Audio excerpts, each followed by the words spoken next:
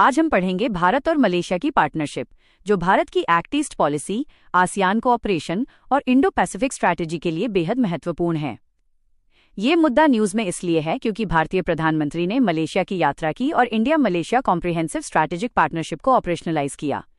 इससे भारत का ASEAN connection और इंडो पैसिफिक कोऑपरेशन दोनों मजबूत हुए हैं। सबसे पहले भारत और मलेशिया के हिस्टोरिकल और सिविलाइजेशनल लिंक समझिए। दोनों देशों के रिश्ते लगभग 1000 साल से भी ज्यादा पुराने हैं। चोल काल यानी 9वीं से 13वीं शताब्दी में राजा चोल प्रथम और राजेंद्र चोल प्रथम ने अपनी नेवल शक्ति के जरिए मलय पेनिनसुला तक प्रभाव बढ़ाया। आज भी मलेशिया में तमिल समुदाय के कारण भारत की सांस्कृतिक उपस्थिति मजबूत है। अब ट्रेड और इकोनॉमी की बात करें। मलेशिया आसियान में भारत का तीसरा सबसे बड़ा ट्रेडिंग पार्टनर है। दोनों देशों का बायलैटरल ट्रेड लगभग $19.86 बिलियन 2024-25 है। ट्रेड के लिए प्रमुख फ्रेमवर्क हैं माइसेका यानी Malaysia India comprehensive economic cooperation agreement और AITEGA यानी ASEAN India trade in goods agreement. साथ ही अब INR ringgit local currency trade settlement को भी प्रमोट किया जा रहा है। प्रधानमंत्री की विजिट के दौरान कई बड़े आउटकम सामने आए।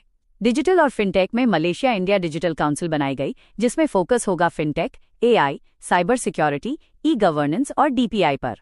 NPCI इंटरनेशनल और मलेशिया की पैनेट के बीच पार्टनरशिप से low cost cross border digital payment संभव होगा। एनर्जी और सेमीकंडक्टर क्षेत्र में रिन्यूएबल एनर्जी, ग्रीन हाइड्रोजन और सप्लाई चेन रेजिलियंस पर सहयोग बढ़ा। गवर्नेंस में भारत की CBI और मलेशिया की एंटी करप्शन एजेंसी के बीच MOU हुआ। डिजास्टर मैनेजमेंट में दोनों देशों की NDMA के बीच भी समझौता हुआ।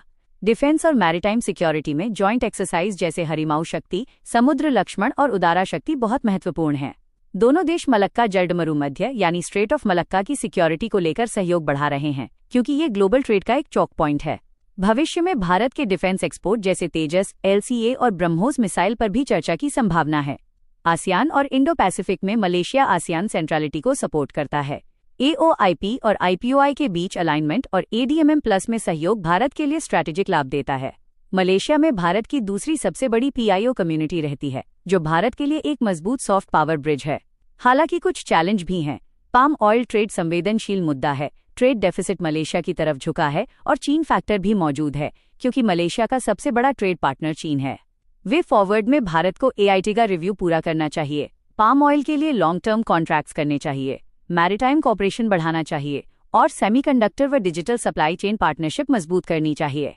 कंक्लूजन, इंडिया मलेशिया संबंध एक्ट ईस्ट पॉलिसी के लिए अत्यंत महत्वपूर्ण है, क्योंकि यह ASEAN partnership, strait of Malacca security, digital fintech cooperation और ट्रेड डाइवर्सिफिकेशन को मजबूत करते हैं, भले ही पाम ऑयल और चीन से जुड़े चैलेंज बने रहें।